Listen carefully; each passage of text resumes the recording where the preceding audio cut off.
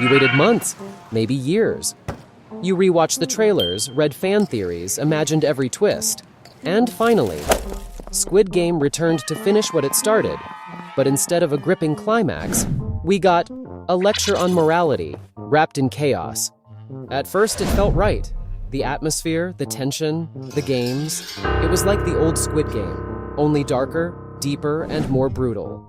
But then something cracked. A character literally gives birth during the game. No medical help, no pain, no screaming. Just baby born, and she's back on her feet. What happened to realism, to logic? And what about the baby? No food, no care, no explanation. He just becomes the emotional symbol of the entire season. Then comes player 456. He could have taken the money, saved 6 lives, built hospitals. Instead, he sacrifices everything for the baby. Sounds noble, right? But what about the others? Player 120 dies for no reason. Important characters vanish without closure. And the cop? 2 seasons chasing the truth. And in the finale, he gets a look. A single line, then nothing. Even the final game felt off. A brutal twist involving a broken player who could have been let go. But no. Our hero stands up, sacrifices again, and everyone dies. Except the baby. A baby with 2 deaths on his name before he even learns to speak. The show could have ended here. Sad, poetic, painful, but it didn't. Cut to the US, Gi-hun's daughter receives his uniform. A silent message. The games are far from over. Takji, the red and blue card. We've seen this before. Only now. It's not Seoul. It's New York. Netflix didn't give us an ending. They gave us a reboot. A spin-off is coming, a new game, new rules, same darkness. The real game is just beginning. Squid Game captivated viewers around the world with its blend of brutality, social commentary, and vivid characters, front and center of which is Gi-hun, player 456. From the very beginning, Gi-hun is portrayed as an archetypal little guy, a loser drowning in debt, estranged from his family, and stripped of hope. His participation in the game isn't a heroic feat, but rather a desperate attempt to break free from a vicious cycle. Endures the horrors of the game, he faces betrayal, moral compromises, and the loss of loved ones. Every difficult choice and every death leaves a deep mark on him, transforming his inner world. By the story's finale, Gi-hun is no longer the naive failure he once was. He is someone who has survived hell, forever changed by the experience.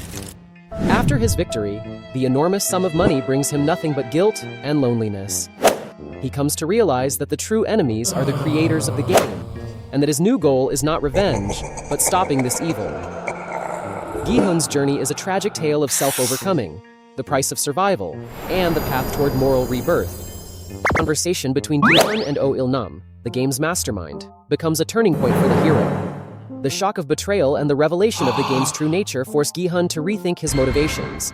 He understands that revenge alone can't change the system, that to break the cycle of violence and suffering, one must act differently. Gi-hun emerges from apathy. He changes his appearance, donates his winnings to charity to fulfill the last wish of a fallen friend, and, for the first time, boldly addresses the game's organizers with the intention to stop them. This becomes a symbol of his moral rebirth. He is now driven not by personal pain, but by a sense of responsibility for others, and a desire to end the cruelty. Gi-hun's journey is a story of incredible transformation, from a desperate failure to someone willing to take action to save others. His development is a key part of Squid Game, showing that even in the harshest trials, it's possible to find strength, to change oneself, and to try to change the world. Meet player 222, Kim Jun-hee, the woman who literally had everything on the line, including an actual line-crossing rope with a baby in hand. Because why wouldn't you show up to a blood-soaked death game 2 months pregnant? Jun-hee's investor boyfriend, Myung-gi, convinced her to dump their life savings into some crypto scam. Surprise, surprise, it's a scam. So here she is, broke, betrayed, and 5 minutes from marketing slogans like "gambling is dangerous," only to discover that Squid Game is even worse. At first, She looks like a damsel in distress, pregnant, scared, clearly outmatched. But then she outplays half the cast in Dokji, forms alliances, and basically weaponizes her pregnancy. She's not stupid, it's strategy. Playing the sympathy card? More like survival tactic. In episode 4, her water breaks mid-hide and seek, and she gives birth like, cool. Just another Tuesday in Squid Game. Then comes jump rope, her ankle's shot.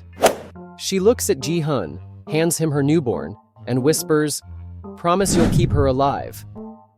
Then she jumps. Literally, sacrificial mountain mom in a fluorescent suit. Her baby becomes the new player 222, a newborn thrust into a death spiral. But hey, rule of Squid Game. Kill the baby, except you can't. It's legal. So, the baby, shielded by Gi-hun's last heroic act, wins the grand prize. Jun-hee, betrayed, broke, pregnant, and then heroic.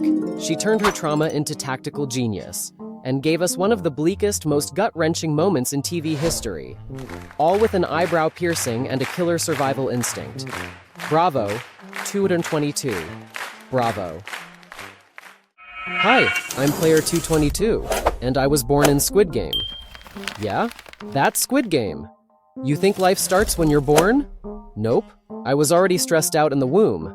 Every time my mom panicked during a game, I'd get kicked around like a soccer ball.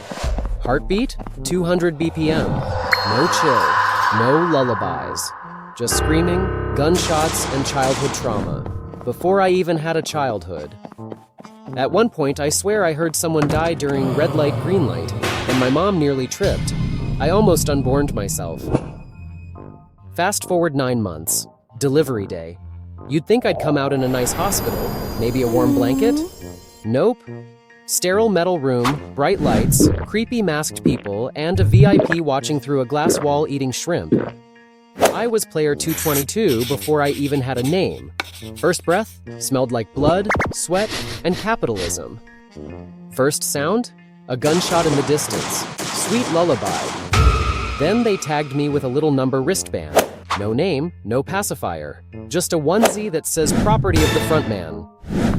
You know how babies learn to walk? Not here. Here it's, run baby, run, or get eliminated. Diaper changes? Only if I survive the next round. Tummy time? More like tug-of-war training. They gave me a plush toy shaped like a coffin. Cute. Honestly, the only reason I'm still alive is because I'm too small to be a threat. Yet. But I'm learning, watching, counting candy shapes, memorizing doll patterns. One day, I'll be the youngest winner in Squid Game history. Or, I'll lose in round 2 because I can't even sit up yet. Anyway, being born is hard. Being born here sucks even harder.